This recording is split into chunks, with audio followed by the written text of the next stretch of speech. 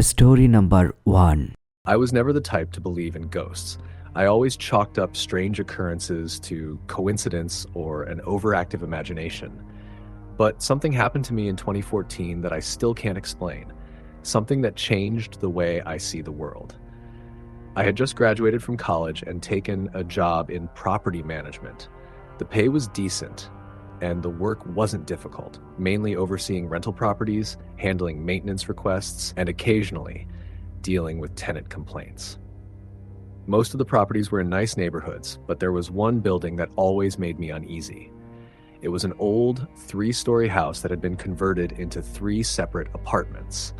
The owner, an elderly man named Mr. Caldwell, had inherited the house from his father. He rarely visited, leaving me in charge of checking in with the tenants and making sure everything was running smoothly. When I first took over the property, only one unit was rented, the top floor. The other 2 sat vacant. Mr. Caldwell had been in no rush to fill them, citing bad experiences with previous tenants. He didn't elaborate, and I didn't push. The current tenant was a woman in her early 30s named Sarah. She was quiet, always paid rent on time, and never caused any trouble. The only issue she ever brought up was that she sometimes heard noises at night, things moving, soft knocking. Probably just an old house settling, I told her. But then one day she broke her lease and left in the middle of the night. I only found out when I stopped by to check on the property and found her apartment completely empty. No furniture, no note, nothing. When I called her, she didn't pick up. The only thing I received was a short text message. "I can't stay there anymore. Something's wrong with that place. I'm sorry." That was it. I told Mr. Caldwell, expecting him to be annoyed, but he only sighed. "It happens," he said. That was all. With the building now completely empty, I had to inspect all 3 units and prepare them for new tenants. The first floor apartment was fine, dusty, but otherwise in good shape. Same with the second floor. Then I went up to the 3rd floor, Sarah's old unit. I don't know what I was expecting, but the second I stepped inside, I felt off. The air was heavy, stale, like no one had been living there for years, even though she had just moved out. I walked through the apartment, checking the appliances, the bathroom, the locks on the windows. Everything was in order. But when I got to the bedroom, I stopped. The closet door was open. Inside, scratched into the wood of the closet wall, were 5 words. "It sees me when I sleep." I felt a chill crawl up my spine. I took a picture, but I told myself it was nothing. Just something Sarah had done before she left. Maybe a bad joke, maybe a symptom of stress. I filled out my report and left as fast as I could. That night, I had a dream. I was standing in the bedroom of the empty apartment, staring at the open closet door. The air felt thick, like I was underwater. Then slowly, something crawled out of the closet. It was pale, impossibly thin, with long, bony fingers and hollow eyes. It moved unnaturally, like its bones were bending the wrong way. It didn't walk. It slithered, and then it turned its head toward me. I woke up gasping, my skin ice cold. I didn't go back to the property for a few days. I told myself I was busy, that there were other places to check, but the truth was, I was scared. Then, one evening, I got a call from Mr. Caldwell. A neighbor had reported seeing lights on in the house. That was impossible. No one was living there. The power should have been off. I told him I'd check it out. I arrived just after sunset. The house loomed in front of me, dark and silent. I parked and approached the front door. Then I hesitated. A light was on in the 3rd floor window, Sarah's old apartment. My stomach twisted. I tried to convince myself it was a wiring issue, maybe a leftover charge in the system, but deep down, I knew that wasn't true. I stepped inside. The air was stale, thick with dust. My footsteps echoed against the wooden floors. I made my way upstairs, my heart pounding with every step. I reached the 3rd floor. The door to the apartment was open. I stepped inside. The bedroom light was on. The closet door was open. And then, right behind me, a whisper. "I see you." I spun around so fast I nearly tripped. The apartment was empty. I was alone. I ran. I didn't stop until I was outside, back in my car, hands shaking so badly I could barely get the key in the ignition. The next day, I told Mr. Caldwell I couldn't manage the property anymore. I never went back. A few months later, the house burned down. The fire department never found a cause. No electrical faults, no gas leaks. They ruled it undetermined. I don't know if I believe in ghosts, but I know what I saw. I know what I heard, and sometimes when I wake up in the middle of the night, I swear I see the closet door in my own bedroom, just slightly open. Story number 2. I never believed in ghosts. Not really. I grew up in a practical household where things had explanations, and fear was something you conquered, not something you let control you. But what happened to me in the winter of 2015 still lingers in the back of my mind, a dark stain I can't scrub away. I was living alone for the first time in a small town in western Pennsylvania. I had just started my new job as a social worker, a stressful but rewarding career that often had me coming home late. I rented a modest one-bedroom house, nothing fancy, but it was all I needed. The house sat at the edge of a thick forest, the kind that looked picturesque in the daylight but turned pitch black at night. The first few weeks were uneventful. Work was exhausting, so I mostly spent my time sleeping or watching TV when I wasn't at the office. The town was quiet, my neighbors kept to themselves, and everything seemed perfectly normal. Then the knocking started. It was a Friday night, close to midnight, when I heard the first knock, a slow, deliberate tap, tap against the glass. At first, I thought it was my imagination, maybe a branch scraping against the window, but when I turned down the TV volume and listened, the sound came again. Tap, tap, tap. I lived alone. There was no one outside. A creeping unease slithered up my spine as I grabbed my phone and turned on the porch light. Through the curtains, I saw nothing. No movement. No wind. Just darkness pressing against the house. I waited. Nothing happened. Eventually, I convinced myself it had been some small animal or just the house settling. I went to bed, but I didn't sleep well. The next night, it happened again. This time, the knocking came from the back of the house. 3 steady taps against the bedroom window. I sat up in bed, heart hammering in my chest. The window faced the backyard, which led directly into the forest. There was no reason for anyone to be out there. I grabbed the nearest thing I could use as a weapon, my heavy-duty flashlight, and crept to the window. My fingers shook as I pulled back the curtain, just an inch, enough to peek outside. Nothing, just trees and the quiet hum of the winter wind. I didn't sleep at all that night. The following Monday, I mentioned it to my coworker Lisa, an older woman who had lived in the town her whole life. She frowned when I described the knocking. "Was it 3 knocks?" she asked, voice lower now. "Yeah," I said. "Why?" She hesitated before leaning in slightly. "There's an old story around here. Something about the forest. They say if you hear 3 knocks at night, you shouldn't open the door or the window." I let out a nervous laugh. "Why?" Lisa glanced around the office before speaking. "Because it's not a person knocking." I rolled my eyes. "Come on, you don't really believe that, do you?" She didn't smile. "I don't know what I believe, but my grandmother used to say that when you hear 3 knocks at night, it's something looking for a way inside. And if you let it in..." She trailed off, shaking her head. I dismissed the story as small-town superstition, but that night, the knocking came again. This time, it wasn't just from one window. It started at the front, 3 soft taps against the living room glass. Then, a few minutes later, at the side of the house, then the bedroom window. I lay frozen in bed, gripping my flashlight, barely breathing. My mind raced with logical explanations, but deep down, something primal inside me was screaming that this wasn't normal. And then the worst part. The doorknob rattled. I sat up so fast I nearly fell off the bed. Something was trying to get in. I grabbed my phone with shaking hands and dialed 911. The operator's voice was calm, asking me to stay on the line while they sent a patrol car. I stayed where I was, too afraid to move. The knocking stopped. By the time the police arrived, there was no sign of forced entry, no footprints in the snow outside my door. Nothing. One of the officers, a man named Becker, gave me a long look before saying, "You should stay with someone for a few nights, just in case." I didn't tell him that I had no one nearby. Instead, I bought a new deadbolt and tried to convince myself that it was just some local prankster messing with me. For a while, nothing happened. No knocking, no rattling doorknob. I started sleeping better. Then, one night, I woke up gasping for air. Not because of a noise, not because of a bad dream, because something was in the room with me. I could feel it. The air was thick, heavy, like the pressure just before a storm.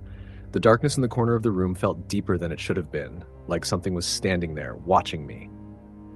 I reached for my phone, my fingers clumsy and numb. I turned on the flashlight, aiming it at the corner. Nothing. But I knew I wasn't alone. I stayed awake until sunrise, refusing to close my eyes. That morning, I called my landlord and broke my lease. I didn't care about the penalties, didn't care that I had nowhere else lined up. I packed my things and moved into a motel while I searched for a new place. A week later, I drove by the old house one last time. The new tenant had already moved in. I considered warning them, telling them about the knocking, about the thing in the corner, but I didn't. Because some things, I think, are better left unsaid. And besides, it was no longer my problem. Or at least, that's what I told myself. Until last night. I was lying in bed in my new apartment miles away from that town. I hadn't thought about the house in years, had almost convinced myself that I imagined it all. Then, just as I was drifting off to sleep, tap, tap, tap against my bedroom window. Story the end. Story number 3.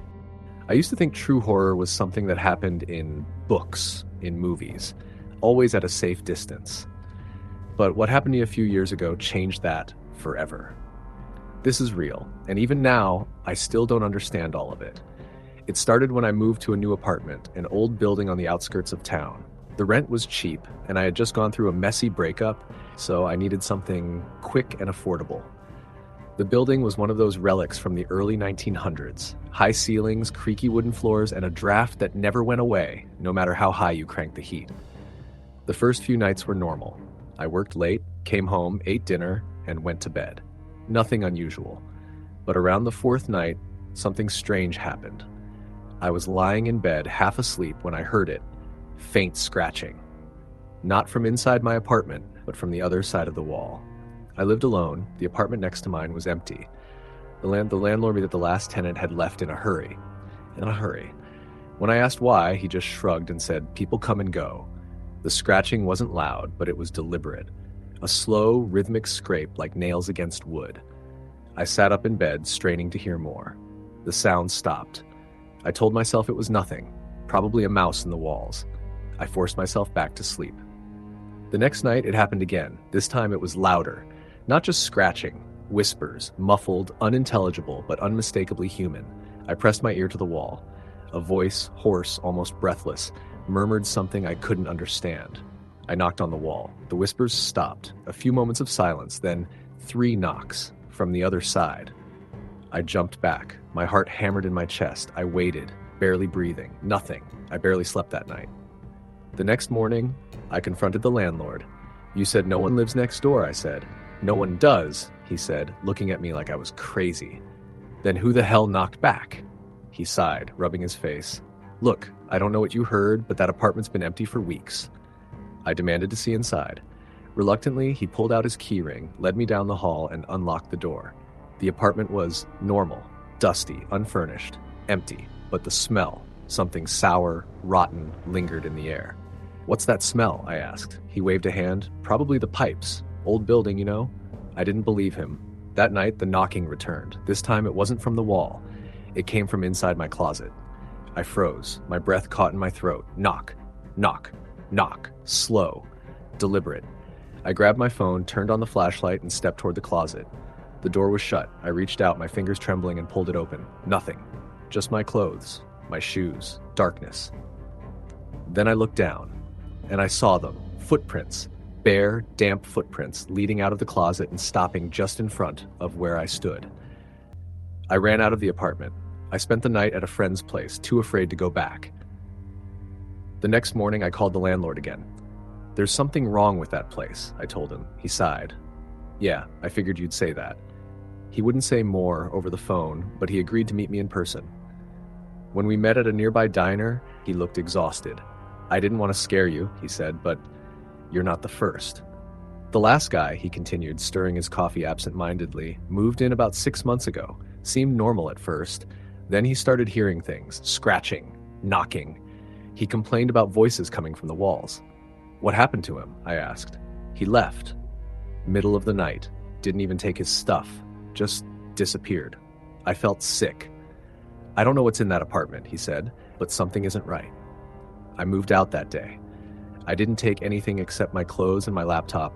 I left the furniture, the dishes, everything. I just wanted out. A week later, I drove by the building one last time. I don't know why. Maybe I needed closure.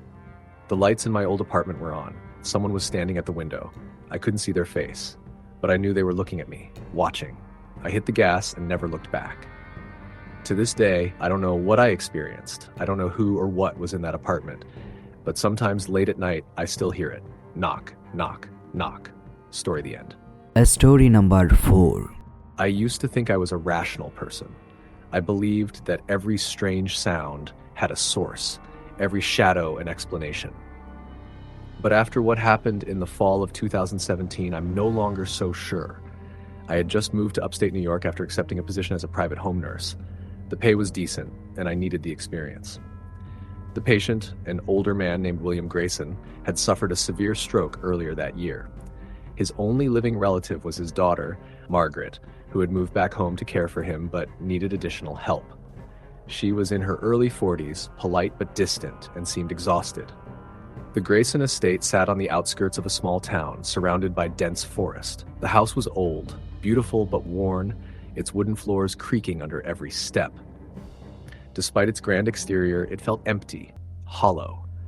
Margaret gave me a brief tour when I arrived, showing me my room on the second floor, just down the hall from William's. "Just a warning," she said as we passed by the attic door. "The house makes a lot of noise at night. It's nothing, just the way it's always been." I nodded, not thinking much of it. The first few nights were uneventful. My shifts mostly consisted of checking William's vitals, administering his medication, and keeping him company while Margaret took care of errands. He couldn't speak, but his eyes were sharp, alert. Sometimes he'd watch me as I moved around the room, an unreadable expression on his face. Then one night, I heard it. A faint creaking sound like footsteps coming from the ceiling. I sat up in bed, listening. Margaret had warned me about the house settling, so I forced myself to ignore it. But the sound continued, slow and deliberate, moving from one side of the ceiling to the other. Someone was walking in the attic. I told myself it had to be Margaret. Maybe she was storing something, looking for an old family heirloom. But when I saw her the next morning, she looked just as tired as ever. "Did you go into the attic last night?" I asked, trying to sound casual. She froze for half a second. "No." "Why?" I hesitated. "I just heard some noises. Sounded like footsteps." Margaret forced a smile. "Like I said, the house is old. It makes noises." Her answer didn't sit right with me, but I let it go. That night, the footsteps came again. They were louder this time, slower. I lay in bed, staring at the ceiling, my skin crawling. The sound moved toward the attic entrance, just down the hall. Then, a soft click. The attic door had opened. I sat up, heart hammering, listening for anything else. But the house was silent. I knew I should stay in bed, pretend I hadn't heard it. But something pulled me forward. I grabbed my phone and crept down the hall. The attic door was slightly ajar. I held my breath, nudging it open just an inch more. A wooden staircase led into complete darkness. The air was thick with dust, the kind that sticks to your throat. I turned on my phone's flashlight and took a single step inside. The floor groaned under my weight. I scanned the attic, expecting old furniture, storage boxes, something normal. But there was nothing. Just a single wooden chair sitting in the middle of the room, and the dust around it had been disturbed. I backed away, shutting the door and locking it. The next morning, I asked Margaret about the attic again. "I don't go up there," she said flatly. "Has anyone else?" She shook her head. "Not since my father's stroke." Something about the way she said it made me uneasy. That night, the footsteps came again. This time, they didn't stay in the attic. I woke up to the sound of my bedroom door creaking open. My whole body went rigid. I turned my head slowly. My breath caught in my throat. The door was open just an inch. Beyond it, the hallway was pitch black. I reached for my phone with shaking hands, turning on the flashlight. The beam cut through the darkness, illuminating the hallway. There was no one there, but the attic door was open. Wider this time. I locked my bedroom door and sat in bed until sunrise. The next morning, I told Margaret I needed to leave. She didn't argue. "Wait," I said, hesitating at the front door. "Before I go, what's in the attic?" Margaret looked at me for a long time. "My father used to sleepwalk," she finally said. "Before his stroke. Sometimes I'd wake up and he'd be sitting in that chair." A cold chill ran through me. "Why the attic?" Margaret swallowed. "He said something called to him. I left without another word. Years later, I still think about that house. I wonder if the footsteps ever stopped, if the chair is still there. And sometimes when I wake up in the middle of the night, I swear I hear it. The creak of footsteps just above me. Story the end. Story number 5. It was a cold Friday night in late October when I first noticed the strange things happening. I had just moved into a new apartment complex a few weeks before, a quiet, somewhat outdated building in the heart of a small town. I had grown up here, but after years of living in the city, I thought it would be nice to return to my roots, to be near my family and away from the hustle and bustle. The place was cheap and had a certain charm, but I soon realized there were things about it I didn't fully understand, things I still can't explain. When I first moved in, I was happy. The apartment was small, with a cozy living room, a kitchen that looked like it hadn't been updated in decades, and a single bedroom with just enough space for a bed and a dresser. It wasn't much, but it was all I needed. The building itself was old, clearly showing its age, but it had a certain vintage charm. The floors creaked underfoot, and the walls were paper thin, which I had initially thought would bother me, but I quickly got used to it. I would often hear footsteps from the apartment above me, or the low murmur of voices from the units around me, but nothing ever seemed too out of the ordinary. But that night, things changed. I had just gotten back from work around 9 p.m. I was tired, ready to settle in for the night with a book and a cup of tea. As I opened the door to my apartment, I immediately noticed something odd. The smell. It wasn't overpowering, but it was distinctly off, a damp, earthy odor that lingered in the air, something I couldn't quite place. It was like the air had been trapped in the apartment for too long, stale and musty. I figured it might be coming from the old pipes or maybe the humidity from the bathroom, but when I checked the windows and turned on the fan, it didn't seem to make a difference. The smell remained. I tried to shake it off, telling myself it was just the building's age catching up to it. I settled in, reading for a while and enjoying the quiet, but that night I had trouble falling asleep. Something about the apartment felt off. It was more than the smell. There was an unsettling presence that lingered in the air, like something was watching me, waiting. Around midnight, I heard it, a faint tapping. It started low at first, like someone was knocking on the wall, but there was no one else in the apartment. I got up to check, but when I walked through the rooms, everything was silent. The tapping continued intermittently, coming from the far corner of the apartment, where the kitchen met the hallway. I couldn't place the sound. I stood there for a few minutes, my heart racing in my chest, unsure of what to do. Was it just the building settling? The old pipes creaking? I tried to convince myself that was the case, but something about it felt wrong. I sat back down, trying to ignore the growing unease in my stomach. The tapping grew louder, more persistent, but it wasn't coming from the wall anymore. It was coming from inside the apartment, from the ceiling. I stood up again, my legs trembling slightly, and looked up at the textured ceiling. The sound came in intervals, rhythmic but unnervingly uneven. I grabbed my phone and turned on the flashlight, shining it toward the ceiling, convinced I might see something, some explanation. Nothing. But the sound kept coming. I had to know what it was. I grabbed a broom from the closet and stood underneath the area where the sound was the loudest. I tapped the ceiling with the broomstick. No response. The noise continued unaffected. It seemed to be moving across the ceiling, getting closer to me. In that moment, I felt a deep, primal fear. Something wasn't right. Then, a loud thud. The sound abruptly stopped, replaced by a silence that felt deafening. I stood still, holding the broom, too afraid to move, too afraid to look. I don't know how long I stood there, frozen, before I finally dared to look up again. The air in the room felt thick, heavy, as if the atmosphere itself was pressing down on me. The floorboards creaked beneath me, and I turned quickly to look behind me. There was nothing. But then I heard it again, the tapping. This time it was coming from behind me, from inside the hallway. I swung around, my heart in my throat. The hallway was empty. I slowly stepped forward, my breath shallow. As I approached the door to the hallway, the temperature seemed to drop. The air felt colder, sharper, as though a draft had suddenly blown through. I reached out to open the door, but before I could touch the knob, I heard a sound I couldn't ignore. A low, grating whisper. It wasn't in my head.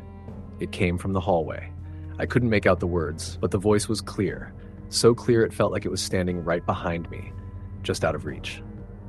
I slammed the door shut, my hands shaking as I locked it. I turned around, my heart racing, and backed up against the far wall, trying to process what had just happened. But it didn't stop. The whispers continued, moving around the apartment as if they were following me. I could hear them from all directions, circling me, pushing in from all sides. Panic set in. I grabbed my phone and called the landlord, my voice trembling as I explained everything. He didn't seem concerned, almost dismissive. It's an old building. Things creak. Pipes make noises. It's nothing to worry about. I hung up, feeling a growing sense of dread. The apartment was no longer a place of comfort. It was a prison. I spent the rest of the night awake, clutching the broom in one hand and my phone in the other, too terrified to sleep. The tapping, the whispers, they never stopped. The next day, I went to work early, desperate to leave the apartment behind. I couldn't shake the feeling that something was wrong. But when I returned later that evening, the apartment seemed normal. No tapping, no whispers, no cold air. For a while, I thought I might have been imagining things, stress, maybe. But that feeling of dread didn't go away. I couldn't shake it, no matter how hard I tried. A week passed before it happened again. This time, it was worse. I was in bed when I heard it, a loud crash from the kitchen. I rushed out of bed, my heart pounding, and as I stepped into the kitchen, the room seemed different. The air was heavier, colder, and the smell was stronger, like rotting wood and damp earth. I looked around, and that's when I saw it. On the floor in the middle of the kitchen was a set of muddy footprints. They were fresh. They led toward the hallway, but when I followed them, they just stopped. I was frozen in place, staring at the footprints. It didn't make sense. There was no way they could have appeared out of nowhere. I quickly checked the door and the windows. Everything was locked. Nothing had been disturbed. But the footprints remained. I called the landlord again, but this time his response was different. I didn't want to tell you this, but there's something about that building. It's been around for a long time. You're not the first to experience things like this. I demanded more answers, but he wouldn't elaborate. He just kept repeating, "You should leave. It's not safe." I didn't need any more convincing. That night, I packed up what little I had left in the apartment and moved out. I couldn't stay there another minute. The landlord didn't try to stop me, and I don't think he wanted to. I never looked back. Even now, I can't forget the feeling of that place. The cold, the whispers, the footprints that weren't mine. I can't explain it, and I don't want to. But I know one thing for sure, that building was never just a home. It was something else. Something I will never fully understand. Story the end. Story number 6. I had always thought I was immune to fear. Raised on stories about haunted houses and cursed objects, I thought I knew how to spot the signs of a real haunting. The creaking floorboards, just an old house settling. The flickering lights, a faulty wiring issue. There was always an explanation, but nothing prepared me for what happened when I moved to that house in the middle of nowhere. It was in the summer of 2015. I was in my late 20s, tired of city life and eager for a change. I found a small, cheap house out in the country, far enough from the hustle and bustle to let me clear my head. The listing made it sound perfect. A fixer-upper, but nothing I couldn't handle. The price was right, way too good to pass up. It had been sitting on the market for months, which should have been my first red flag, but I didn't think twice. I was ready to escape. The house was located on the outskirts of a small town called Pinewood. The drive there was long, winding through dense woods, past overgrown fields, and abandoned barns. The place had a quiet, eerie atmosphere, but I was used to that kind of isolation. When I finally reached the house, I was relieved to see it wasn't a complete wreck. The exterior was covered in ivy, and the windows had a faint fog that made everything inside look like it had been untouched for years. The real estate agent was an older woman named Mrs. Howard. She seemed nice enough, though a little too eager for my liking. "It's a great little house," she said, her voice soft, almost too sweet. "Very cozy. The previous owners moved away a few months ago, and it's been waiting for someone like you." I nodded, distracted by the house itself. It had that old charm: wooden floors, exposed beams, and a fireplace in the living room. There was a small kitchen, a bathroom, and 2 bedrooms. The only odd thing was the attic. Mrs. Howard had mentioned it was locked, but she didn't seem to want to elaborate on why. When I asked about it, she simply smiled and said, "It's just for storage, nothing of interest up there." I should have asked more questions, but I was too excited to focus on details. I signed the papers, handed over the deposit, and moved in within the week. The first few days were blissfully uneventful. The house was peaceful, and the quiet of the countryside was a relief after years of city noise. I spent my time cleaning, unpacking, and fixing up small things, nothing major. It was a pleasant distraction. At night, the silence was thick. There were no city sounds, no car alarms, no street noise, no neighbors. It was just me and the woods. It was peaceful at first, but after a few nights, the isolation started to feel heavy. On the 4th night, I was sitting in the living room, reading a book when I heard it, a soft thud, almost like something was dropped upstairs. I set the book down, trying to dismiss it as my imagination running wild, but then I heard it again. Thud. Thud. A slow, deliberate sound, like footsteps. My first thought was that it was the house settling. It was old, after all. But the more I listened, the more I became certain that this was something different. These weren't the creaks of a shifting house. These were footsteps, heavy, like someone walking across the floor upstairs. I stood up, unsure of what to do. The sound stopped suddenly, and for a moment I thought maybe it was my mind playing tricks on me. But then, just as I was about to sit back down, I heard the unmistakable sound of something scraping against the floor, followed by a loud bang. I froze. I don't know how long I stood there, listening, but when I finally convinced myself to move, I grabbed a flashlight and slowly made my way up the stairs. The upstairs hallway was dark, and the air felt colder than it should have been. As I walked down the hallway toward the door to the 2nd bedroom, I felt a strange sense of dread wash over me. It wasn't a feeling I could put into words. It was just a knowing, something instinctual. I reached for the doorknob, but before I could touch it, I heard the noise again. This time, closer. The sound of something or someone moving. My breath caught in my throat. I turned and ran back down the stairs, locking the door behind me. My heart was racing, and my hands were shaking. I didn't know what to think, but I was sure of one thing. I wasn't alone in that house. The next day, I called Mrs. Howard to ask about the noise. She was strangely unhelpful, brushing it off as just the house settling. "These old places have a way of creaking," she said. "You'll get used to it. Don't worry about it." But I couldn't stop thinking about it. And as the days passed, the noises continued. Faint footsteps at night, scraping sounds from upstairs. I started to feel paranoid. Every little creak and groan sent me into a state of anxiety. It was like something was waiting for me, watching me. The house was no longer just a quiet retreat. It had become a place of unease. I began to notice other oddities. The attic door, which had always been locked, seemed to be slightly ajar. Not enough to see inside, but enough to make my skin crawl. I tried to tell myself that maybe I hadn't locked it properly the last time, but deep down, I knew it wasn't me. Something or someone was up there. I wasn't sure if I was imagining it, but every time I passed the door, I felt a chill run down my spine. One night, unable to sleep, I decided to check the attic. Maybe I could find some logical explanation for the strange noises. I grabbed a flashlight and made my way up the stairs. As I reached the attic door, I hesitated. The air around me felt dense, like I was standing at the threshold of something forbidden. I forced the door open, the hinges groaning in protest. The attic was small and cramped, with only a few old trunks and boxes scattered around. There was nothing unusual, no ghosts or strange objects. But then I saw it, a rocking chair in the far corner. It was facing the wall, but I could see that the seat had been disturbed. The dust around it had been cleared, like someone had been sitting in it. I quickly turned to leave, but just as I did, I heard it, the unmistakable sound of something scraping against the floor. I froze. It came from behind me, from the direction of the rocking chair.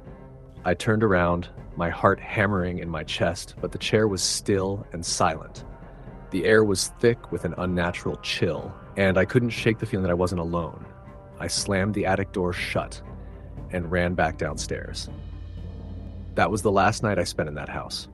I left the next morning, driving for hours without stopping, unable to shake the feeling that something was following me. It wasn't just the house that haunted me. It was the feeling of being watched, of something lurking in the shadows, waiting. I never went back to that house. To this day, I don't know what it was that I encountered there. Maybe it was the house itself, old and full of secrets, or maybe it was something else, something that had been there long before I arrived. But whatever it was, I knew one thing for sure. Some places are better left undisturbed. Story the end. Story number 7. The air felt heavier as Jennifer sat in the dim-lit room, clutching the edges of her grandmother's old rocking chair. It had been weeks since she had been forced to return to the family home, the one she swore she'd never step foot in again. But when she received the call about her grandmother's passing, something twisted inside her, and she had no choice but to come back. Now, sitting in the very place that held all the dark memories, Jennifer couldn't shake the feeling that she wasn't alone. The house had been abandoned for years, left to rot in the quiet suburbs. The once well-kept garden was overrun with weeds, and the windows, long since cracked and covered in grime, let in only faint shards of sunlight. The place was suffocating with silence, save for the occasional creak of the house's bones as if it were alive, listening to her every movement. She stood and walked across the worn floorboards, their creaking a loud protest to her every step. The hallway stretched before her, lined with faded family portraits, eyes that seemed to follow her as she moved. At the end of the hall, her grandmother's room loomed, the door ajar, casting a shadow that seemed darker than the rest of the house. Jennifer pushed it open. The room hadn't changed, not really. The same old bed covered in the same faded quilt, the same musty smell, and the same shelves filled with books her grandmother had never stopped reading. But something was different. The walls felt closer, the air thicker. She stepped inside cautiously, instinctively pulling her cardigan tighter around her. A small wooden box sat on the nightstand, something Jennifer hadn't seen before. It wasn't there when she had last visited, or at least she didn't remember it being there. It was ornate, carved with strange symbols she didn't recognize. A chill ran down her spine, but Jennifer couldn't resist.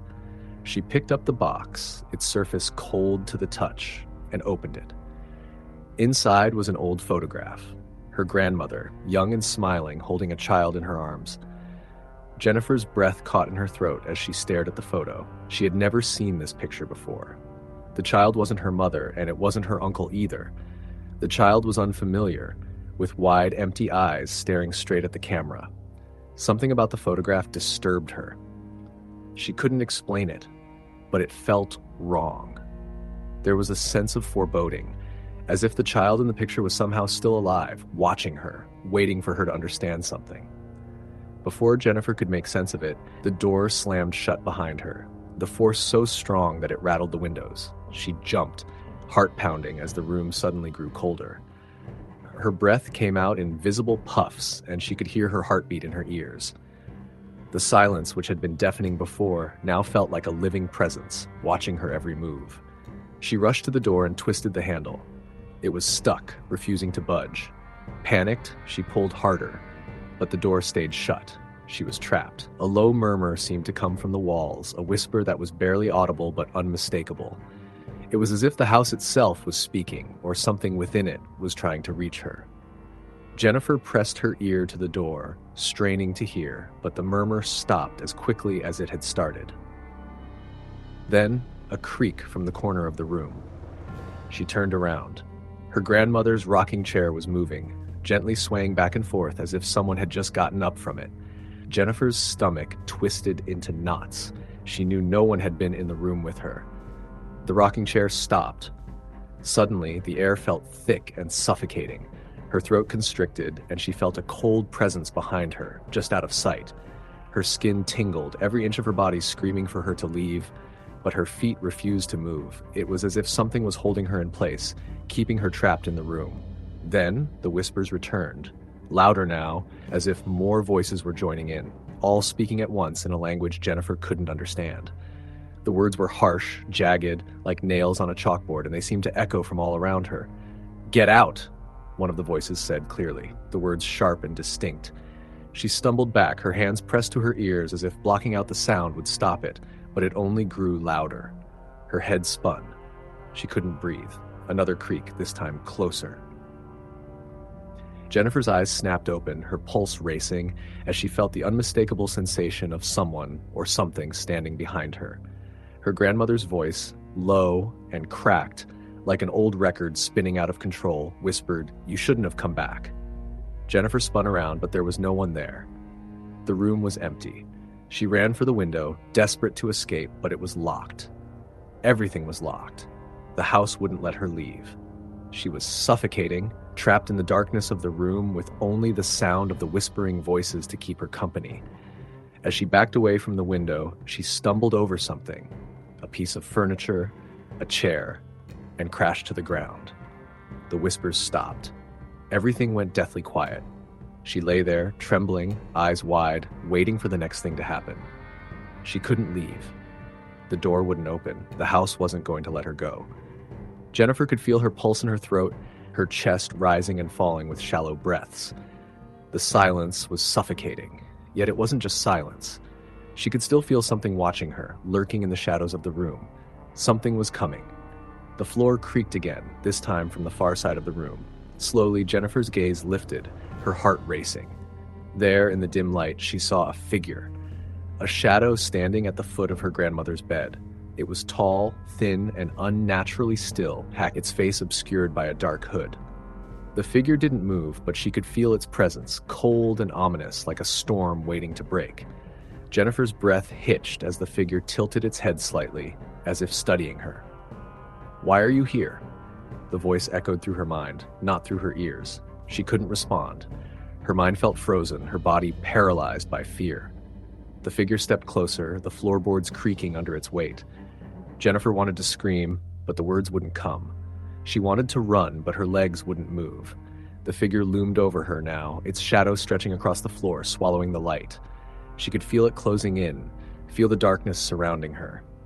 "Leave," the voice commanded, its tone growing harsher, more forceful. "Leave this place." Jennifer's vision blurred. The room spun. The walls closed in around her, and for a moment she thought she might pass out. But the figure was still there, standing over her, waiting for her to obey. With a sudden burst of clarity, she pushed herself up, her hands shaking as she scrambled toward the door, still trying to turn the handle, still trying to escape. But it wouldn't budge. The figure was right behind her now, its cold breath on her neck, the weight of its presence bearing down on her. It whispered again, this time directly into her ear, "You should have never come back." And then there was nothing. The whispers stopped. The house stopped. The figure was gone. Jennifer stood alone in the room, panting, her hands still gripping the door handle, her heart hammering in her chest. But something had changed. The air was still heavy, but the pressure had lifted. She wasn't alone anymore. The house was empty. But when she turned to leave, she noticed the photograph on the floor, the one she had dropped earlier. And in it, the child was no longer looking at the camera. The child was looking at her. Story the end. Story number 8. The night was colder than it should have been for early spring.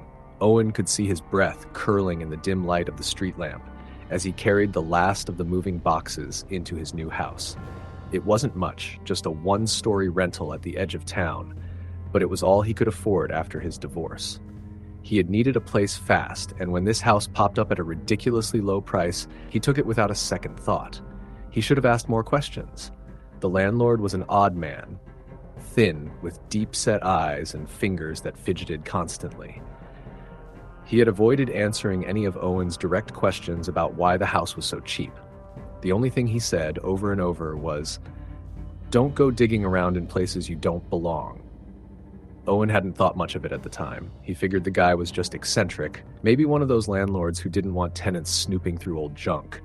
The house had stood empty for years, and judging by the outdated appliances and dusty furniture, no one had cared for it in a long time. By the time Owen finished moving in, it was nearly midnight. He collapsed onto his couch, too exhausted to even unpack. The house was quiet, and though it had an eerie emptiness to it, he chalked it up to being in a new place. The stillness would take some getting used to, but then something woke him up. A sound, soft, rhythmic, like a steady tapping coming from inside the walls. Owen sat up, blinking in the darkness. At first, he thought it was just the house settling, but as he listened closer, the noise was too deliberate. 3 taps. A pause. 3 more taps. Always the same pattern. His stomach tightened. It was probably just an old pipe or a tree branch hitting against the siding, but still, he couldn't shake the uneasy feeling that settled in his chest. He checked his phone, 3:14 a.m. Too late to investigate. Too late to care. He forced himself to roll over and go back to sleep. The next morning, Owen tried to put the strange noise out of his mind as he started unpacking. The house was a little rundown, sure, but he was determined to make it feel like home. He hung some pictures, set up his TV, and even managed to find a decent coffee maker buried in one of the boxes. But as he moved through the house, something felt off. The air inside was too still. Every now and then, he swore he caught a whiff of something foul, like rotting wood or damp earth. No matter how many windows he opened, the smell lingered, faint but persistent. Then that evening, the tapping returned. 3 knocks. A pause. 3 more. Owen stood in the middle of his living room, and every muscle in his body tensed. The sound wasn't coming from the walls this time. It was coming from beneath the floor. He followed the noise to the corner of the room, where an old, discolored rug lay spread across the floorboards. He had barely noticed it before, assuming it had been left behind by the previous tenant. But now, looking at it, something about it felt wrong. The knocking continued, steady and patient, as if waiting for him to respond. Hesitantly, Owen bent down and pulled the rug back. Beneath it, the wood was different. The floorboards were newer than the rest of the house, slightly raised in a way that suggested they had been tampered with. His pulse quickened. He pressed his ear to the boards. Silence. Then, knock. Knock. Knock. Owen jerked back, his breath catching in his throat. It wasn't a random noise. Someone, or something, was down there.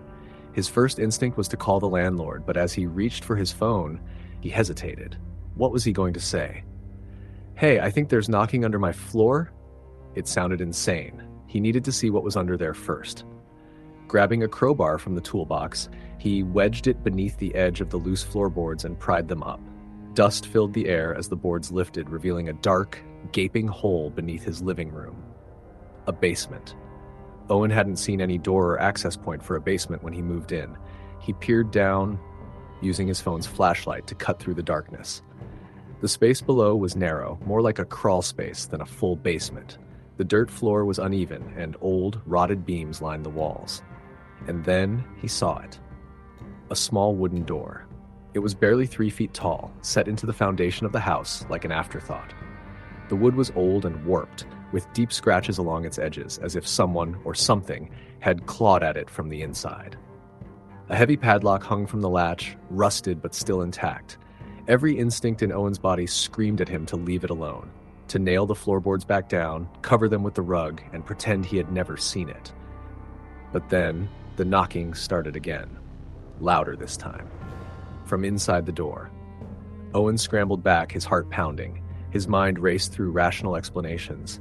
Maybe it was an animal, trapped down there for years. Maybe some old plumbing was shifting. But deep down, he knew better. He reached out, hesitating before knocking back. 3 times. A pause. Then 3 more. Silence stretched out, thick and suffocating. Then, ever so slowly, the doorknob began to turn. The padlock was still in place. The door shouldn't have been able to move, but it was. Owen bolted.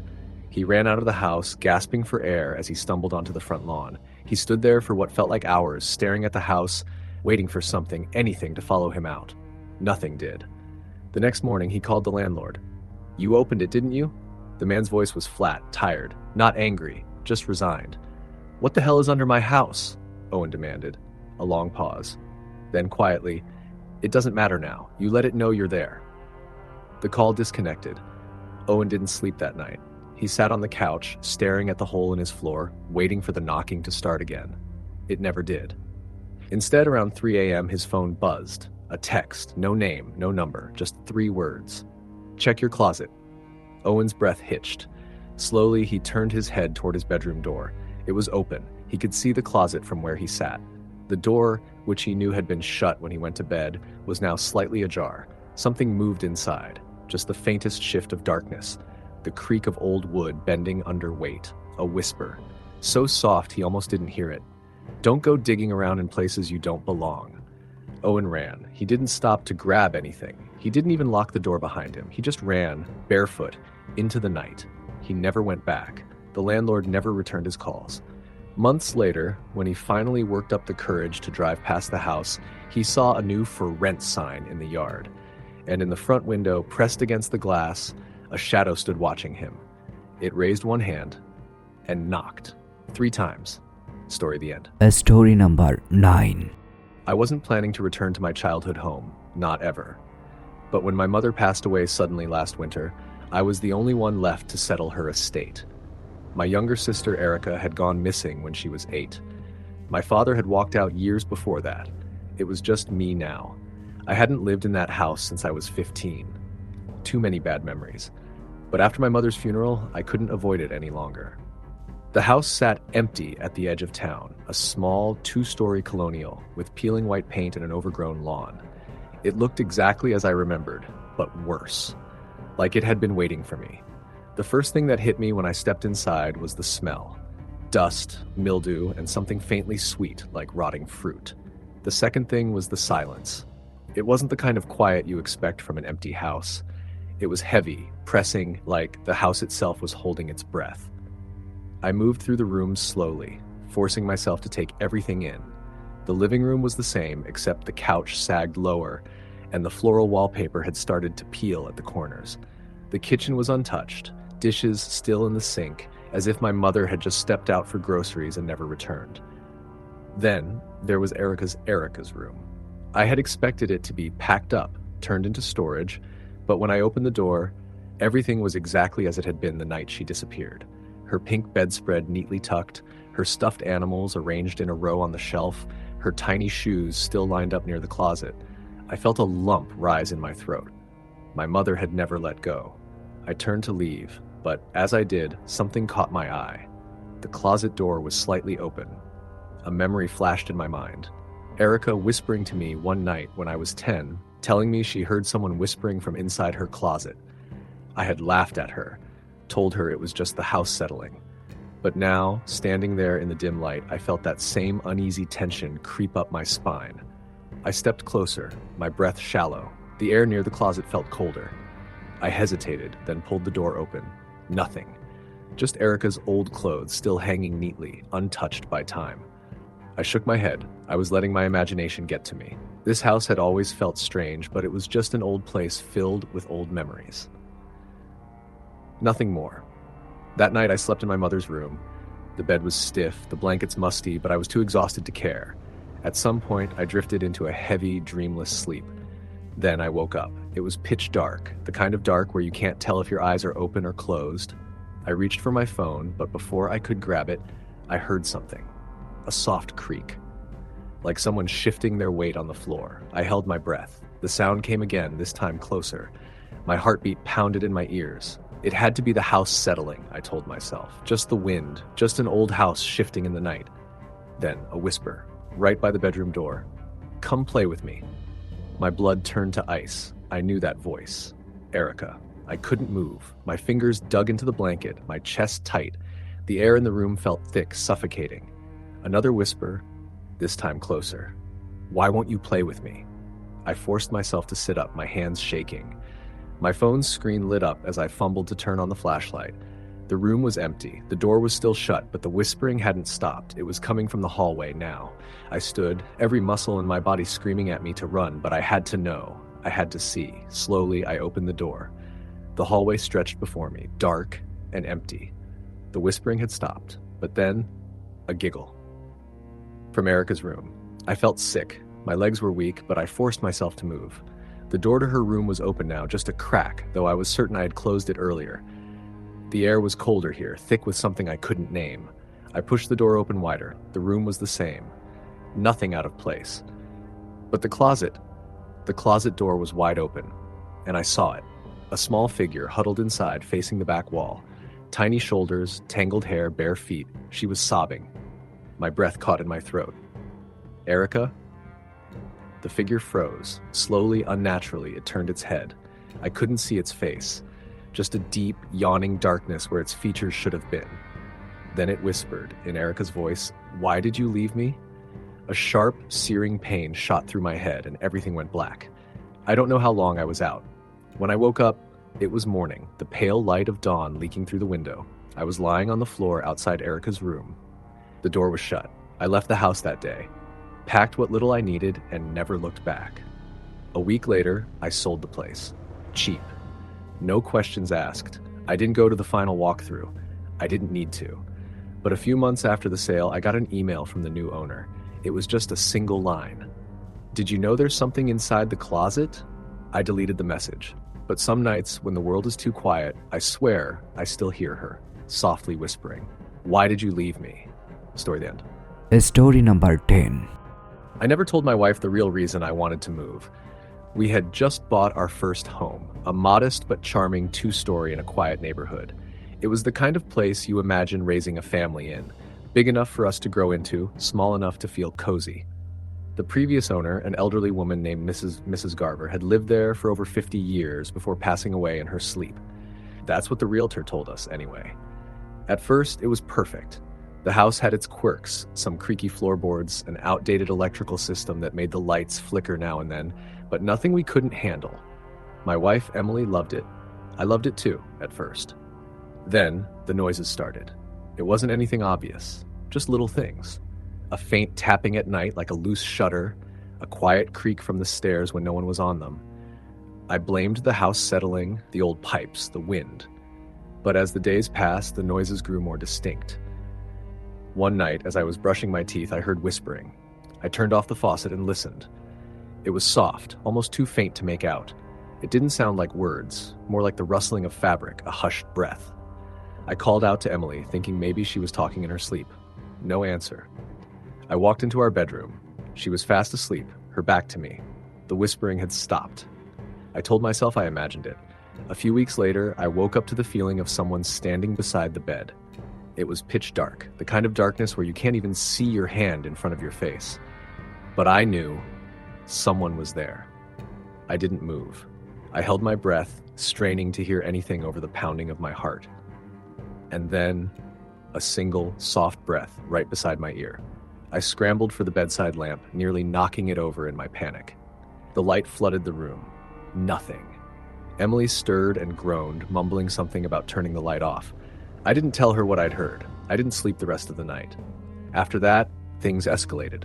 Objects moved. Small things at first. My keys ending up in strange places. Cabinet doors slightly ajar when I swore I had shut them. Then, one night, the dining chairs were stacked on top of the table. I nearly woke Emily up to show her, but decided against it. I put the chairs back quietly, my hands shaking. The next morning, she asked why I'd been moving furniture around in the middle of the night. I laughed it off. Just adjusting things, I lied. But the worst thing, the thing I still can't explain, the thing I can barely talk about, happened 2 months after we moved in. It was late, past midnight. I had been lying in bed for hours, too uneasy to sleep. The house felt wrong. Then I heard footsteps. They came from the hallway, slow, deliberate. Emily was asleep beside me. I could feel the warmth of her body, the slow rise and fall of her breathing. The footsteps stopped outside our bedroom door. I sat up, heart hammering in my chest. Then the door handle turned. Not a quick twist, a slow, steady turn, like whoever was on the other side was testing it. I grabbed my phone and turned on the flashlight, aiming it at the door. The handle stopped moving. The house was silent. I told myself it had to be my imagination. Sleep deprivation, stress, something. I turned off the flashlight, lay back down. Then, just as I was drifting off, Emily whispered, "There's someone in the room." I shot up. My heart nearly stopped. She was still asleep, but her voice had been clear. I shook her gently. "Em?" She didn't wake up, just turned over and mumbled something incoherent. I grabbed my phone again and turned on the flashlight, scanning the room. Nothing. But when I turned toward the closet, the door was open. Not wide open, just enough to see the darkness inside. And there, at about waist height, I saw something. Eyes. Wide. Unblinking. Reflecting the light like an animal's. I couldn't breathe. I couldn't move. I just stared. Then, the door creaked, and it slowly began to close. I leapt out of bed, threw the light on, and yanked the closet door open. Empty.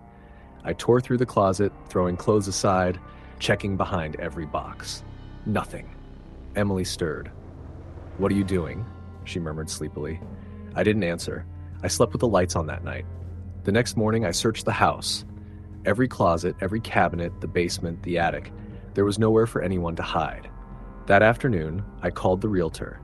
I asked about the previous owner, about whether there had ever been problems with the house. She hesitated. Well, nothing serious, she said. Just that Mrs. Garver's husband disappeared. My stomach turned to ice. What do you mean, disappeared? She sighed. It was years ago, back in the 70s. He came home from work one night, went to bed, and by morning he was just gone. No sign of forced entry, no struggle, nothing. Police searched for months but never found him. Mrs. Garver always insisted he was still in the house, though. My blood ran cold. What do you mean, still in the house? Well, the realtor said carefully, she told the neighbors she could hear him at night, that he whispered to her from the closet. I thanked her, hung up, and told Emily we were moving. She didn't argue. By then, she had started hearing the whispers too. We left within a week. I never told her about the eyes. We sold the house at a loss. I didn't care. Months later, out of morbid curiosity, I looked up the address online. The house had new owners, a young couple. They had left after only 4 months. The listing was back up. Charming 2-story home with lots of character, some minor electrical issues. I shut my laptop and never looked it up again. But some nights when I wake up in the dark, I swear I can still feel someone standing in the room, watching, waiting. Story the end. Story number 11. I had never really been afraid of the dark before. Not in the way children are, where every shadow hides a monster and every creak of the house is a ghost waiting to get them. I always thought of myself as practical, skeptical even. But that changed after I moved into that apartment. It wasn't supposed to be permanent, just a temporary stay in a small city in the Midwest, close to my new job. It was cheap, too cheap. The landlord, an older man named Greg, told me he was just looking for someone reliable to stay for at least 6 months. The previous tenant had moved out suddenly, and he wanted to avoid another short-term rental. I didn't think much of it. People move all the time. I signed the lease. The first few weeks were uneventful. The apartment was old, a little drafty, but nothing out of the ordinary. The only thing that stood out was the closet. There was one in the bedroom that wouldn't stay shut.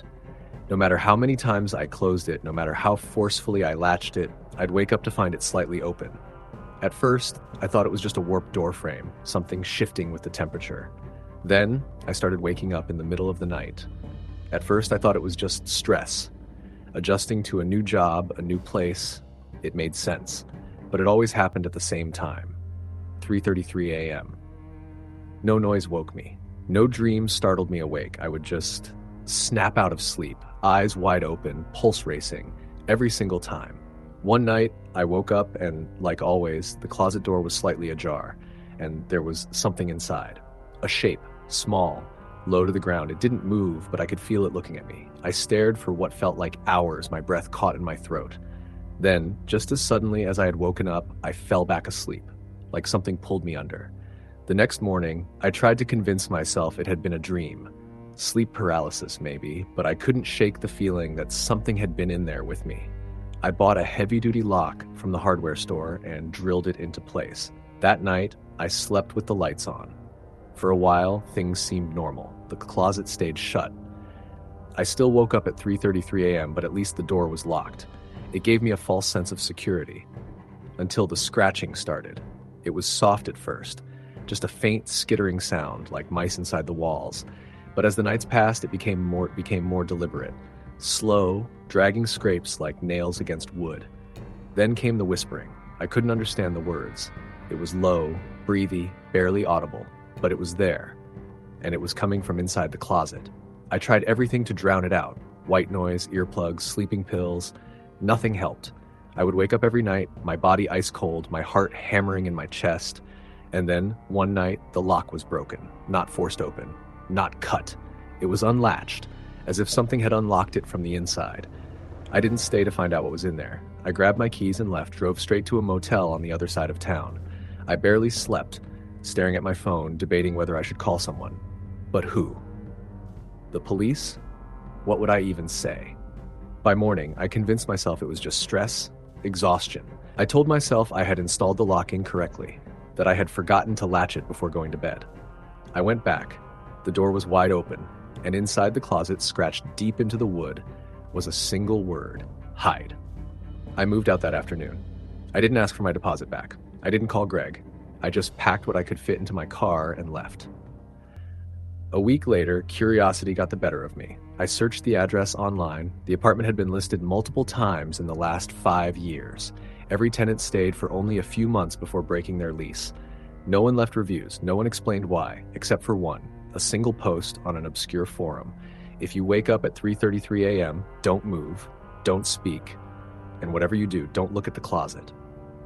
I closed my laptop and never looked back, but some nights, even now, I still wake up at exactly 3:33 a.m., and I swear I can hear whispering. Story the end. Story number 12. I never really believed in ghosts or curses or whatever else people whispered about in the dark.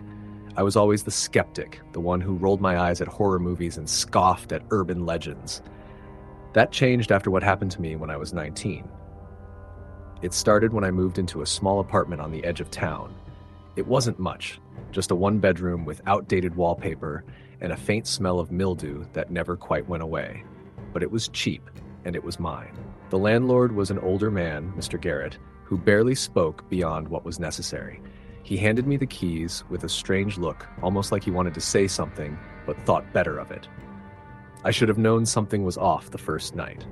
The place had an unnatural stillness to it, the kind that makes you aware of your own breathing. There was no hum from the fridge, no creak of settling wood, just silence. Then, as I lay in bed trying to shake off the unease, I heard it, a soft knock, not at the door. From inside the apartment, I held my breath, listened, nothing. I told myself I was just being paranoid, that maybe it was the pipes or an old radiator kicking in, but the next night it happened again. The knock. 3 soft, deliberate taps. I sat up, heart pounding. It was coming from the closet in my bedroom. I told myself it was nothing. I got up, turned on every light, and yanked open the closet door. Empty. I checked the walls, tapped them, even knocked back. Nothing. But I couldn't shake the feeling that I wasn't alone. Days passed and the knocking became more frequent. Always at night, always from inside the closet. Then things got worse. One night, I woke up to a sound that made my skin crawl. Breathing. Slow, shallow breathing, coming from right next to my bed. I froze, my pulse hammering in my ears. I reached for my phone, fumbling for the flashlight. The beam cut through the darkness, revealing nothing. But the closet door was open. I knew I'd closed it before bed. The next day, I started sleeping with the lights on, but it didn't stop. One night, I woke up gasping, my body rigid, unable to move. Sleep paralysis, I told myself. Just a bad dream. But then I saw it. A shadow. Tall, thin, standing at the foot of my bed. Its head tilted slightly as if it were watching me. I tried to scream, but my throat was locked. It stepped closer. I could hear it breathing. Then, just as suddenly as it appeared, it was gone. I slept with the lights on after that, but I barely slept at all. I started noticing other things. My belongings were moving, keys in different places, cupboards left open, my bedroom door slightly ajar when I knew I had closed it. And then there were the messages. It started with the bathroom mirror. A single word written in the condensation after a shower. No. I stared at it, heart racing. I wiped the mirror clean, told myself it was nothing. Maybe I had written it absent-mindedly. Maybe it was an old streak from a previous tenant. Then the next night, another message. Don't. I couldn't ignore it anymore. I called my best friend Ethan and asked him to stay over. That night, we stayed up watching TV, both of us pretending I wasn't terrified. Nothing happened for hours. Then around 2 a.m., Ethan sat up suddenly. "Did you hear that?" he asked. I hadn't. He stood looking around. It sounded like... A loud knock cut him off, from the closet. Ethan turned to me, eyes wide. "What the hell was that?" I shook my head. "It happens every night." He stared at me, then grabbed a flashlight. Before I could stop him, he walked to the closet and yanked the door open. Nothing. But as he swung the flashlight across the inside, something caught our attention. Scratch marks. Deep grooves etched into the wood as if something had been clawing to get out. Ethan swore under his breath. "Dude, what the hell?" I had no answer. We left the apartment that night. I crashed at Ethan's place, refusing to go back until morning. When I returned, my apartment felt different, like it was waiting. The air was heavier, the silence deeper. I tried to ignore it, but my gut told me I wasn't alone. That night, I forced myself to sleep, and then at 3:14 a.m., I woke up to the sound of my closet door creaking open. I didn't move, didn't breathe. The air turned ice cold. Then a whisper, right next to my ear. Leave. I bolted, grabbed my keys, my phone, and ran out of the apartment in nothing but my boxers. I never went back. The next day, I called Mr. Garrett and told him I was breaking my lease. He barely reacted, just sighed and muttered, "Figured it'd happen sooner or later." That stuck with me. Before I left, I pressed him for answers. At first, he resisted, but eventually, he told me. The previous tenant, a woman named Claire, had vanished. No sign of forced entry, no note, no struggle, just gone. The only thing left behind was her closet, locked from the inside. The police had to break it open. They found deep scratch marks on the walls, and in the dust on the floor, a single word written in her handwriting. Stay. I moved across town, far away from that apartment. I don't know who lives there now, and I don't want to know. But sometimes, late at night, when everything is still, I swear I can hear it. A soft knock, 3 times. Like something still remembers me. Story the end.